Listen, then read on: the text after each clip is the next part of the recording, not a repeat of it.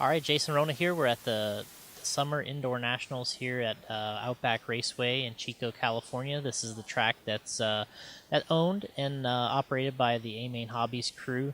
This track is actually in their warehouse, and we've always had a good time here. I believe this is my sixth time being here. We're here with Ron Schur from Sure Speed and from Hobby Wing. Ron, how many times have you made it up here to the Outback, and what's your what do you think of this facility and the track? To this facility here, the Outback Raceway, is probably my fifth time here, and I've enjoyed it all. I love the dirt they have here. It's a shame to see it go. I'm kind of disappointed. I'm racing this weekend just to say I was here on the last race. Okay, yeah. So. Well, good.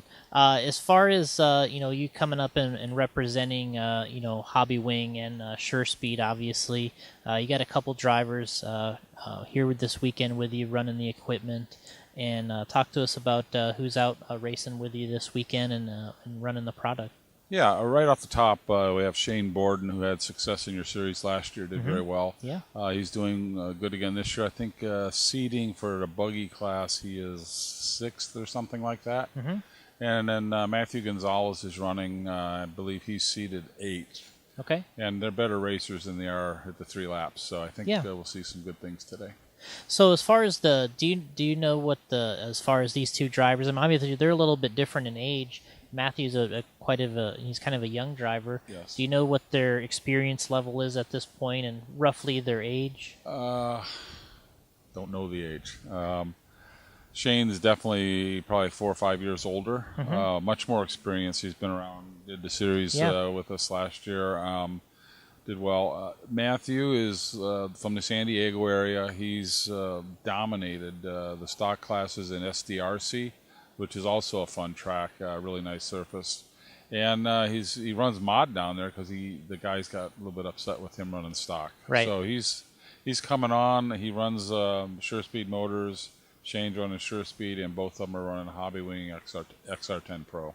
And kind of going into a little bit with the Sure Speed stuff. You mentioned the motor.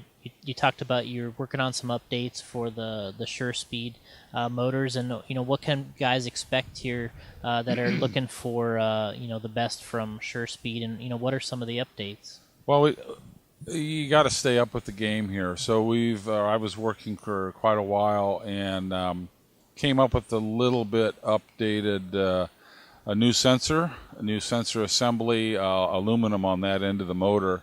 That seems to be a little more effective and efficient at RPM especially.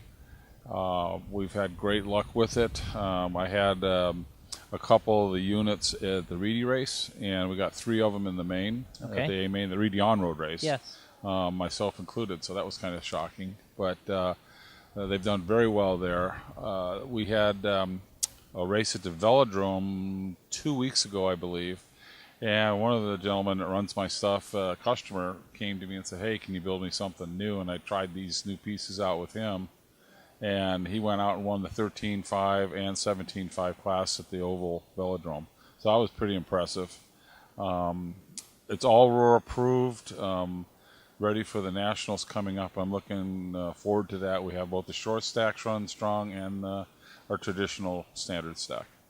So, in the stock motor game, we've talked about it a little bit before, but, the one thing that kind of sticks out to me, especially when we run races like this, is the race lengths are kind of a lot different.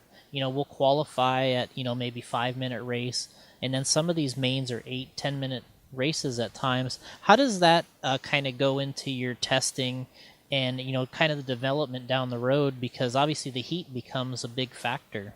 Heat's a tremendous factor. In fact, I always say cooler's faster because copper builds resistance with heat. So you don't want to be hot. And everything I do with the motors, and again with the new updates that we have right now, it is not only improve components, but I've done things more to get air moving around inside and keep more stuff cool. And keep it running at optimum temperature. So in stock, I mean, it's a lot of things, but heat is the enemy, right? Heat's an enemy, yes. And I see a lot of guys, and this is kind of I'm really kind of surprised that no one's kind of built it into the chassis at this point. But it seems like the fan creativity and trying to find an area to put fans, and they're on the speedo, they're on the motors, and what's your take on what do you like? What are the have tos and the have nots? What do you really have to have in stock in terms of the fans and stuff inside the vehicle? Well, with today's, especially the buggies right now, there's just no air movement in the bodies. Mm-hmm. So you've got to get air moving around and exiting. When we test, or when I work with the guys, I always ask them to disconnect the fan. I want to know what's going on with the temperature, how we're gearing, and then come back and use the fan later, because the temperature of the motor is definitely cooler with the fan. Mm-hmm. But internally, the temperature doesn't change as much as it does externally. Yeah. And that's something that we have to pay attention to. So I like to know what the real temp is, then we connect the fans up and then keep it even cooler. The better fan is something that moves a lot of air, and it doesn't necessarily have to be right on top of the motor, but it should be a little bit away so the air is actually moving, and you're moving air around it rather than just stopping the airflow. You get a high flow fan and put it 3 millimeters away from the motor, there's no airflow. Can you explain the difference? I mean, I'm not really the fan expert, but I see all these different ones out there, and there's the turbo ones, you know what I mean? Like there's a bunch of different ones out there. WTF, the wild turbo fan, by far moves the most air. Right. That's all we use. Mm-hmm. When we have to run fans, WTF.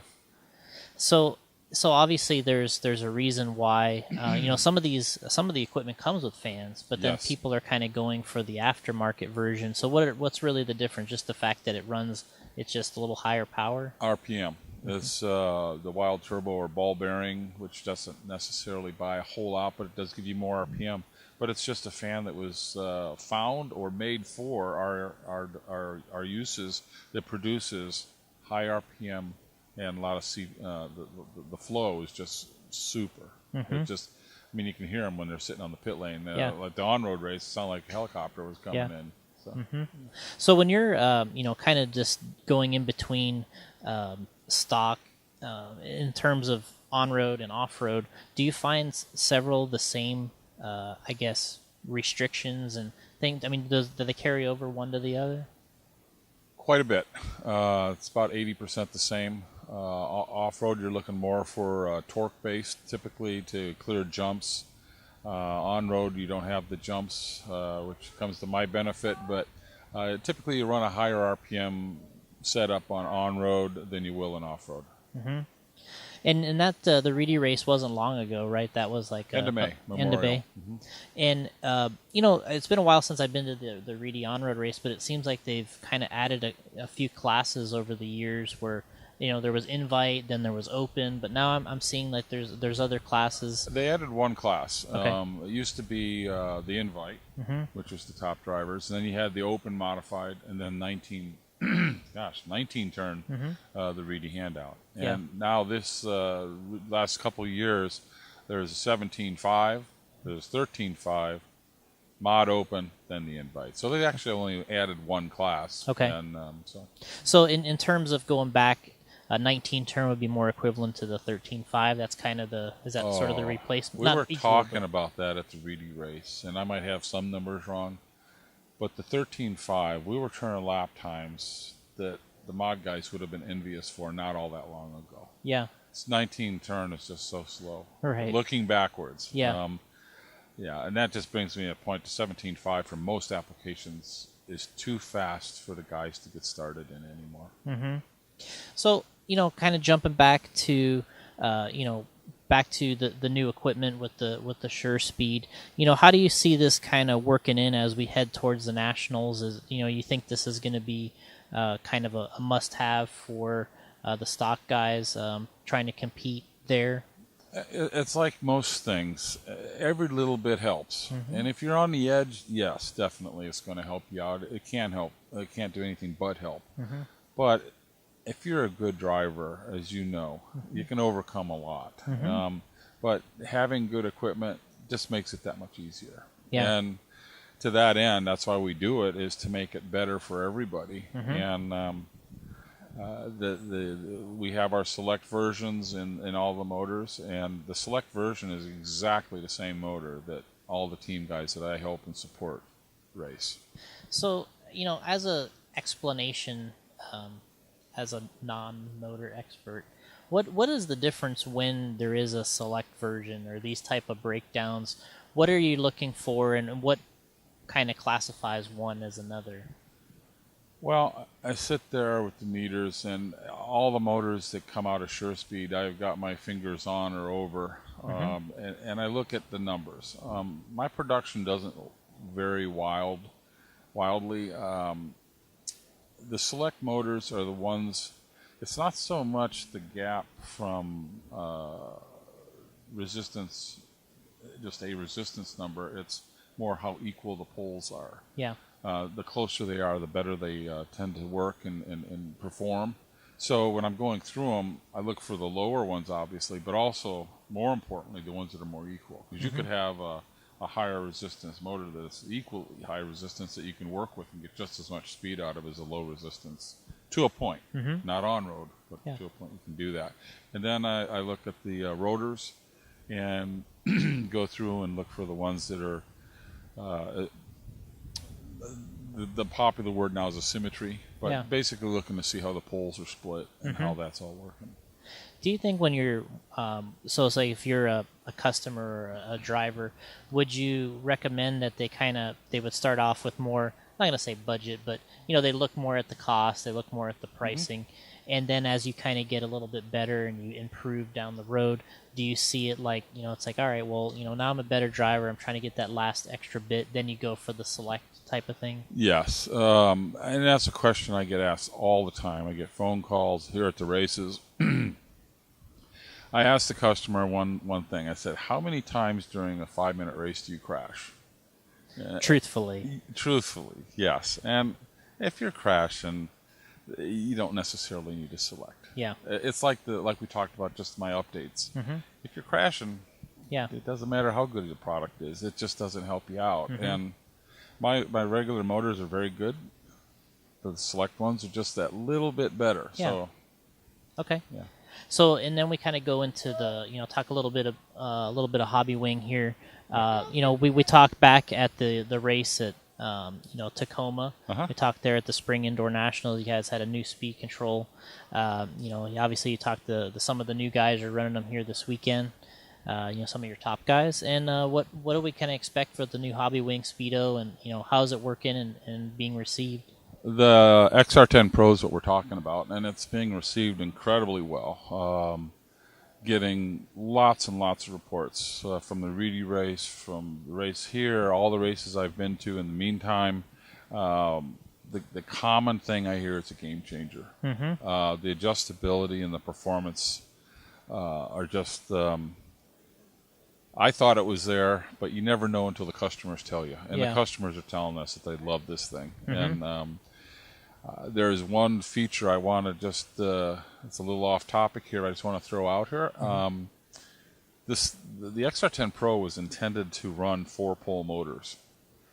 And during our testing, there was a problem with it. So we downplayed that and didn't really talk about it in the marketing. I will share with you that for a short course, 4x4 short course, it's a strong Speedo. And unbeknownst to me, when one of our updates came out just as it was getting released, our fine engineering folks didn't tell anybody. They corrected that. I found out about it, and I've worked with a couple of guys, and we've tested it, and it does indeed work very successfully now. We had a little problem with overheating that is gone. And some of the team drivers have reported super performance out of this thing. So for the guys that are running the 4-pole motors in the oval classes and so forth, we now have a small speed control that will handle the abuse and more importantly, the 4-pole aspect of the racing. Well, that kind of, I guess, leads me into a question for you. Right now I'm building an RC monster truck. Sorry. No. And, the guys are telling me, some of the guys back at OCRC, Trevor Adamo, and the guys that they've been racing, playing with these, racing the trucks. Yep. Trevor's really big into it. And he said that they're using a 4-pole motor in those trucks. He says he has a friend that's using some of the Hobby Wing equipment also in their truck. But so basically what you're saying is if I have one of these axial based monster trucks, or maybe something like that, the solid axle or the shafty trucks they call them, Yep. that you could go with the 4-pole motor, and then you could run the new XR10 Pro. Yep. Correct. So you could pair them together. Yeah. It depends on. I'm not 100% in tune with that. I don't know what kind of KV they're running. I don't know the particulars, but I don't see why, from the little I know from talking to Trevor, why it would not be a fine application. If you get into a super high pool amp draw, then you need to go over to our 8-scale unit where it's more robust and can handle the current or dissipate the heat's probably a better way to put it than the current.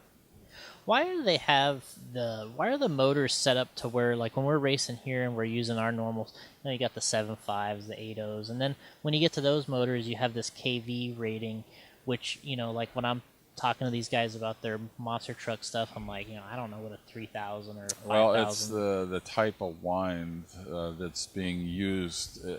There's two types of wine: a star wine and delta wine.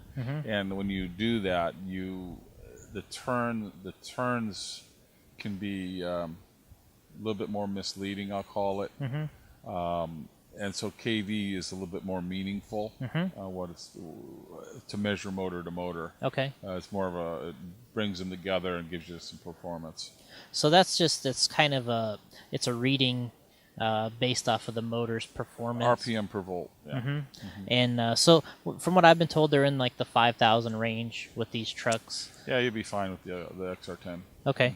And then what do you see as maybe the limit? Is there everybody's always stretching that limit, and you could run a 4,000 kV motor versus that 5,000 you mentioned, and if you overgear it and throw a crazy amount of timing at it, I mean, you can successfully blow anything up. Okay. I mean, there's limits to everything, so I don't want to say, you can go out and put a 6,000 kV in it, because you could. Yeah. But then you got to be sensible about the other side of it.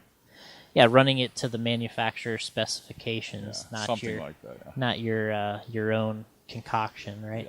Yeah, you see a lot of interesting things. So kind of going down that road, the hobby-based equipment, which is kind of what we're talking about, in a different side of things. You guys have, on the Hobby Wing side, have acquired a new guy, kind of a rep out there. Oh, man. Let's talk about the Charlie Swanka coming over and helping out with Hobby Wing. Charlie I've worked with and known Charlie for years, and I'm friends with the Novaks, so Charlie's just a good character to know. And unfortunately, with the demise of Novak, Charlie has agreed to come work with us at Hobby Wing, and I couldn't be more excited. I mean, that guy's got more experience than anybody else available, and we need some support to shore up our service and customer service area, and others. I mean, Charlie's just a good all-around guy, but I think you're going to see a huge turnaround with Charlie's presence on our customer service aspects. I think it'll improve dramatically. He's going to do a lot of good things in streamlining it and just being responsive. And he's kind of active on another scene in a sense. Very active. He's active on he's been involved in crawling, scaling, those type of vehicles. I noticed lately he's doing a lot of FPV stuff. Correct. Where does that kind of fit in, down the road, and do you see the Hobby Wing stuff being used in that application also? It's already being used, but not. I don't know. It just doesn't seem to be super popular. It's not mainstream yet. It's not mainstream. That's a good word to put it. And Charlie's definitely going to take it in that. He's very big into the scaling and the rock crawling. He's going to be focusing in on that area, and in fact, he's already changing his fleet over as we're talking here. And as far as FPV, Charlie is totally immersed in that. Hobby Wing has a huge direction coming, and a lot of products that we're developing and working with for the latest FPV stuff that'll be hitting the market anywhere in the next 3 to 6 months. And I know we've diverted some of the stuff that was coming to me over to Charlie. He's got a lot more experience with it. Yeah. And some of the stuff we're going to have Charlie doing is I was mentioning earlier to someone here is he's going to be going back and doing commentary for Live RC back at New York, some national events. And Charlie told me just last evening that he's going to be doing some drone events that are going to be on ESPN3, I think they call it. And didn't know there was a 3 personally, but Well, there's an 8. We know there's an Ocho. oh, okay. Right? But it's going to be pretty interesting, and like I said, I just ecstatic that Charlie's on board. Yeah, I just picture Charlie as that guy in the dodgeball movie. You know the guy I'm talking about. Yeah. We'll see how that strategy pays off, Cotton. That's to me. But that's kind of probably the guy that they need in that side of the. And he knows a lot about it. He's been active, so I'm sure his input will be really kind of fun and entertaining on that side of it. I can't think of one negative to having Charlie Schwenka around. Yeah. There's just, I mean, he's just that guy that's going to be a spark plug for us, especially in those areas. All right, well, that's kind of our wrap up here with Ron. We went through, talked a little Sure Speed and Hobby Wing, and talked about some new additions with Charlie. So stay tuned this weekend. We got a lot of race coverage to go. We're just starting qualifying here, so a lot of stuff to come. And thanks for Ron for joining us again, and appreciate you guys standing behind us here and running the series with us. And we're having a good time. So thanks. Jason, thanks again. I always enjoy coming out here and talking with you and going to the races. Thanks. Thanks.